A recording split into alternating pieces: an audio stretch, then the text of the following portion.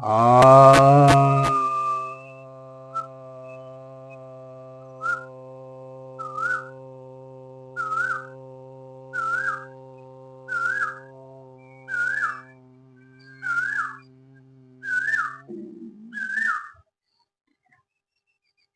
सभी भक्तजनों को सप्रेम नमन। भक्तों, आज आपकी जिज्ञासा का समाधान लेकर आया हूँ। एक जिज्ञासा ये आई है, ये रमेश्वर बघेल जी की तरफ से है।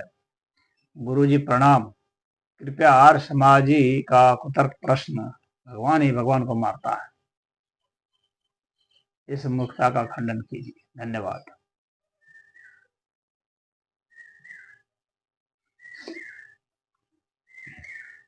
पहले समझिए कि भगवान क्या है, भगवान किसे कहा गया है। जो आनंदवान है, ये भग जो है, भग आनंद को कहते हैं। जो आनंदवान हैं वे भगवान हैं। तो आनंदवान तो कोई भी व्यक्ति हो सकता है, कोई भी प्राणी हो सकता है, उससे वह भगवता को प्राप्त हो सकता है। जो आत्मबोध को, तत्वबोध को प्राप्त है, वह भी भगवान है। और यहाँ पर अगर आपका ध्येय ईश्वर से है, तो ईश्वर की भिन्न भिन्न अभिव्यक्तियां हैं। तो जितने कुछ प्रकट हैं दुनिया में, ये ईश्वर ही तो हैं। ईश्वर के सिवा तो और कुछ है नहीं। तो ईश्वर ही हैं, और सारे कर्म भी जो हैं वह ईश्वरीय ही हैं। प्रकृति के जरिए हैं, इंद्रियों के जरिए हैं, लेकिन अंततः वे ईश्वरीय ही हैं, क्योंकि ईश्वर के सिवा कुछ सिद्ध नहीं होगा। तो अंतिम जो तर्क है वह है कि ईश्वर ही है, ईश्वर के सिवा कुछ नहीं है। अगर ईश्वर के सिवाय किसी और की कल्पना की जाएगी या एक और तत्व की कल्पना कर ली जाएगी, तो जाहिर सी बात है कि ईश्वर फिर अनंत सिद्ध नहीं होगा। ईश्वर वहां अंत कर जाएगा जहां कुछ और शुरू होगा, जहां किसी और का अस्तित्व होगा।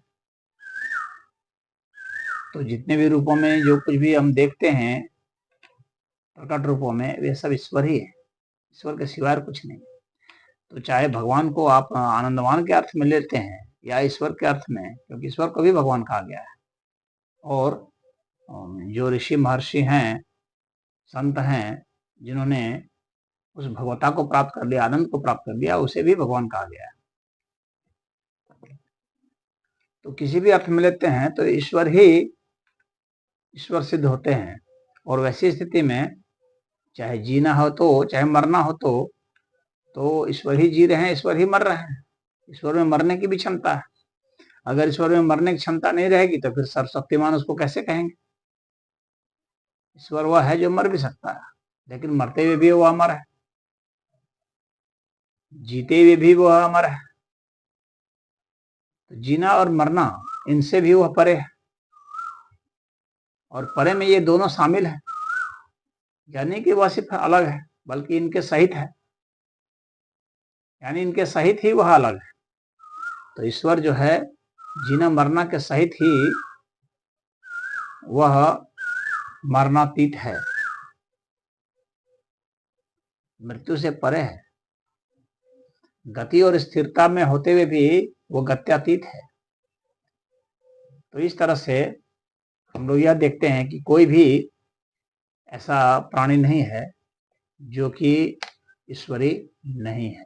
तो ऐसी स्थिति में अगर कोई प्राणी किसी दूसरे प्राणी को मार देता है, तो यह एक कहा जा सकता है कि ईश्वर ने ही ईश्वर को मारा, एक अर्थ में कहा जा सकता है। तो वहां पर मैं यह नहीं कहूंगा कि आर्य समाज जो है अगर ऐसा तर्क देता है तो गलत है। नहीं, ऐसा तो देने पर वो गलत नहीं है, परंतु ऐसा तर्क मैं नहीं समझता कि आर्य समाजी देता है। क्योंकि आर्य समाजी तो ईश्वर को साकार मानता ही नहीं, वो तो निराकार मानता है।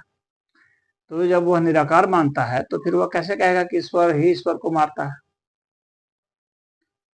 क्योंकि आर्य समाजी ईश्वर को निराकार मानते हैं, तो निराकार तो वह होगा जो कि मरेगा ही नहीं, और जिसको जीवित भी नहीं कहा सकता है, क्योंकि उसमें कोई परिवर्तन नाम की चीज नहीं है।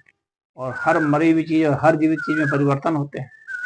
तो परिवर्तन यानी साकार अस्तित्व का मामला हुआ।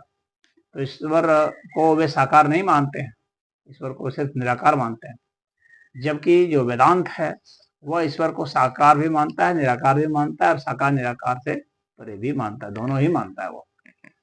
क्योंकि तभी ईश्वर पूर्ण हो सकते हैं, तभी ईश्वर सर्वशक्तिमान हो सकते हैं।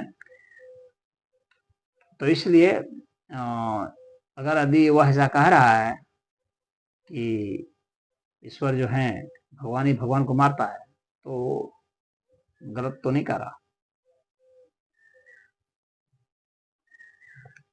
तो वह वहां मेरी समझ में तो वह कुतर्क नहीं कर रहा है। भगवान ही भगवान को मारते हैं, क्योंकि भगवान के सिवा कोई है ही नहीं, तो मारेगा कौन? अगर भगवान को आप ईश्वर मानते हैं तो, और अगर आनंदवान मानते हैं तो ठीक है, फिर भगवान को तो भगवान भी मार सकता है और गैर भगवान भी मार सकता है, मनुष्य भी मार सकता है, असुर भी मार सकते हैं। तो इस तरह से क्योंकि हम लोगों ने कथा देवासुर संग्राम की पढ़ी है, कथाओं में यह बताया गया है कि असुरों को मारते थे देवलोग, तो कभी देवलोग भी मारे जाते थे असुरों के द्वारा, परंतु उन्हें देवता कहा जाता था। देवता यानी दिव्य शक्ति वाला, उसका अधिष्ठाता। परंतु जो भगवान शब्द है वह आनंदवान के लिए है, और आनंद तभी किसी को होता है जब वह मोक्ष को प्राप्त होता है। तो एक मोक्ष को प्राप्त व्यक्ति दूसरे मोक्ष प्राप्त व्यक्ति के द्वारा मारा जा सकता है, या वह उसको मार सकता है। दोनों में युद्ध होगा, कोई मर सकता है।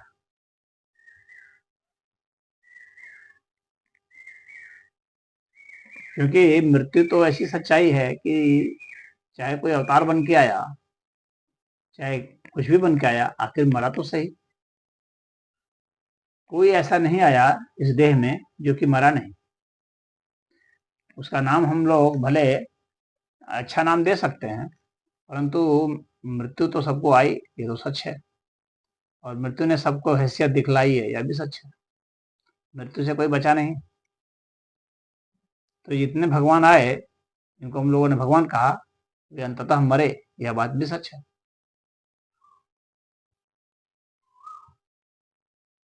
और जहां तक ईश्वर की बात है, तो मैंने बाकी एक्सप्लेनेशन दे दिया है। तो इसमें इतना ही। हरि ओम।